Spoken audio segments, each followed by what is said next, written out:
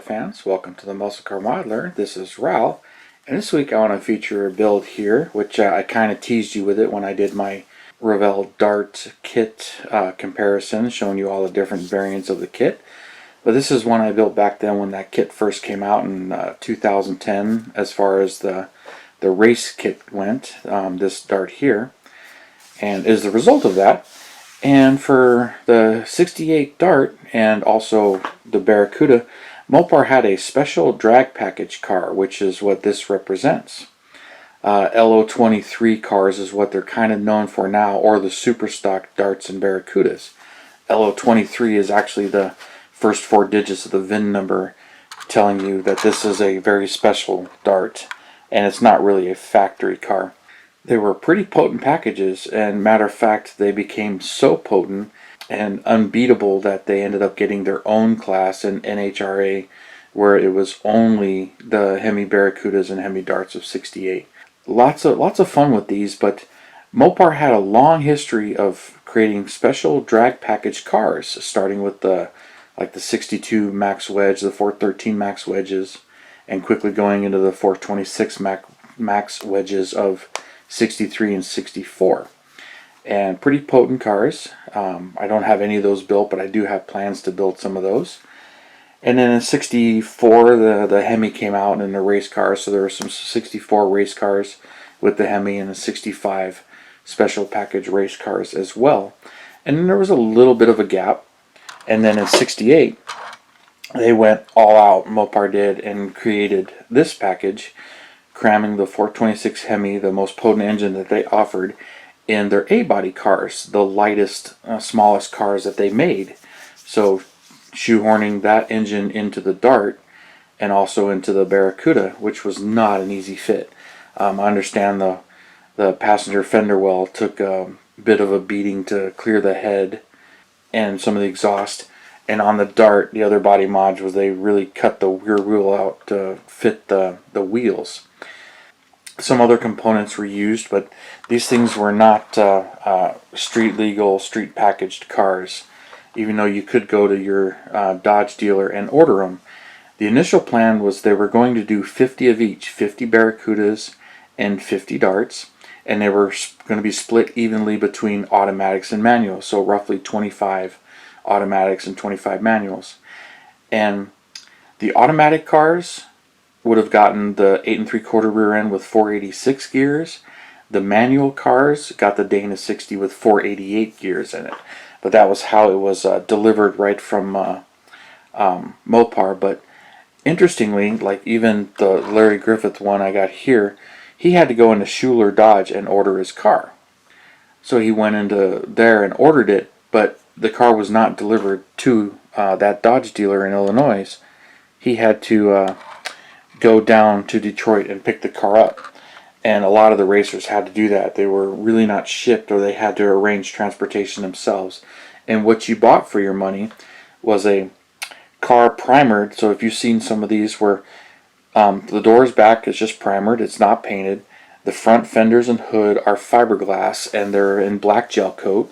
So the hood and front fenders are fiberglass.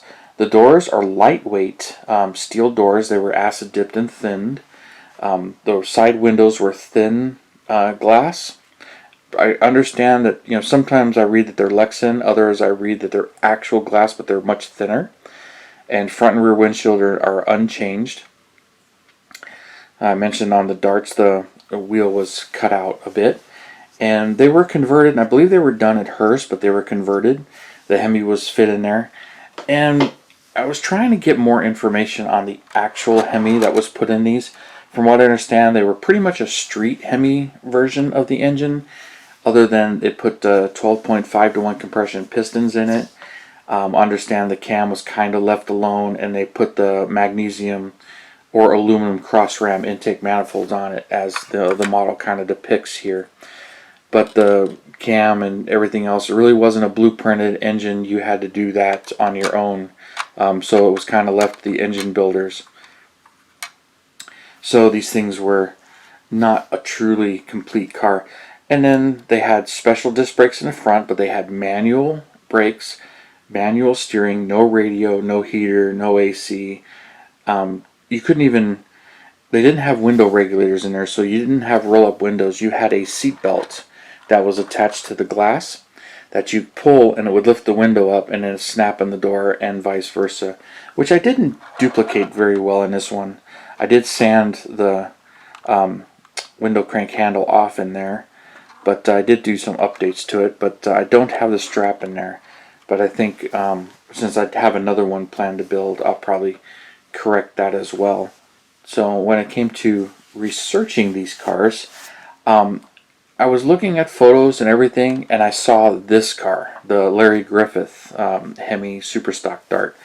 And once I saw this one, and I'm like, I like blue, and it was just a very striking car. And being one of the originals as raced, and he was sponsored a little bit by Chrysler, directly sponsored, and doing really well. So it was a beautiful car, and one of the nicest ones as raced, with its fancy paneling on the side, kind of like a lace paint job, but not really, and done really well. And since Slicks actually offered the decals, which is the decals I have on here, I had to do that car. And then some of the other things, reading about the story of Larry Griffith and him buying the car.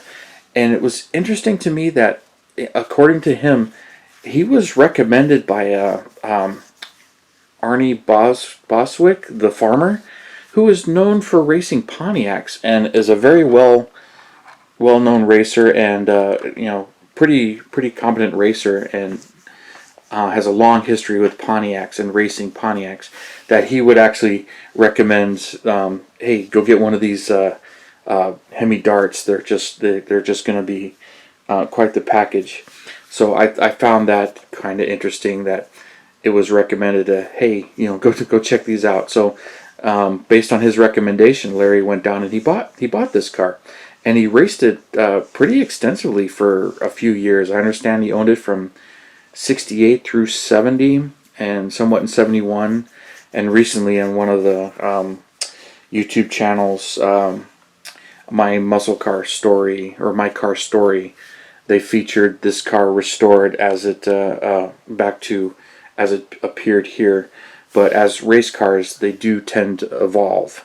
So that car, some of its pictures, if you look at it, it was converted into a 70, where they cut the whole back half off and changed the whole front end out and raced it as a 70 Dart. It was converted over, but Chrysler provided all of the parts, or Dodge, Mopar, provided all of the parts to do that as a factory-backed racer. So it was one way to keep the cars, and they went into a pro stock class instead of where they were going at that time. But this was quite a fun build, and I really enjoyed this kit. I mean, I love this Revell kit and all of its variants. This one by far has to be the best one. I'm sure Revell knows, because they've reissued this one 3 times, but none of the others. But it does have its areas where it's not quite. As you can see, I did put seats in there. Those are not the seats that come in the kit. They're resin, and these are actually really old. I had a whole bunch of them from AFX and Scale, which was long out of business by the time this kit came out. But there are people making those front seats, so swap those out. There's no back seat, which is correct for the real darts. The roll bars provided in the kit. Wipers are there. And I really enjoyed building it. I got a tack in there, which I think is also part of the kit. I didn't really do a whole lot to it. The hardest thing is basically cutting those out and following the template there. And I mean, it's a wonderful kit. And you see the hood here. And this is actually Tamiya's mica blue metallic that I sprayed. So this is one of the few that's actually spray painted, but it's a beautiful color, and I've used it on quite a few builds and clear coated well. But I think this one's from like 2010, 2011. And a lot of these cars, the engine compartments, when you look at the restored ones, and this one was no different, the engine compartment's completely black, but I've seen some of the vintage photos where it's just a body and primer. But the Hemi engine is painted a Hemi orange, and pretty much chrome valve covers, and as it appeared, and no power steering, so there's no power steering pump on this one. So they did a really good job replicating this car, and I really enjoy it. And some have an issue where the rear carb is a little lower than the front. You kind of don't really notice it, but that's pretty much how it's issued. And I think it's for the hood to clear, but it looks great. And then here's the underside here where filled in the holes for the stock exhaust. And then there's the headers and the manual tranny and the Dana 60 rear end. And the darts actually had special super stock springs, and they were moved inward, which is all replicated in this Revell kit. So Revell did a good job and their homework on most of this, but they kind of left the interior alone. So as far as out of the box, that you'll have to do the modifications, but they did everything else. Nice Hemi license plate. You can see the roll bar there through the windows. And this thing just came out awesome, and like I said, I've wanted to build one of the other ones, but never really got back to building it. And I don't have this hood fitting very well. It's hitting something, and I think it is one of the carburetors, but I didn't do any clearancing or notching. But she's a beautiful build, and really love it. So I just figured I'd show it to you guys. I kind of teased you about it, but I would show it off and feature it this week, and see what you guys thought of it. And you guys, appreciate your comments and your subscriptions and all of that stuff. And you guys, you have a wonderful Saturday, and I'll see you next Saturday.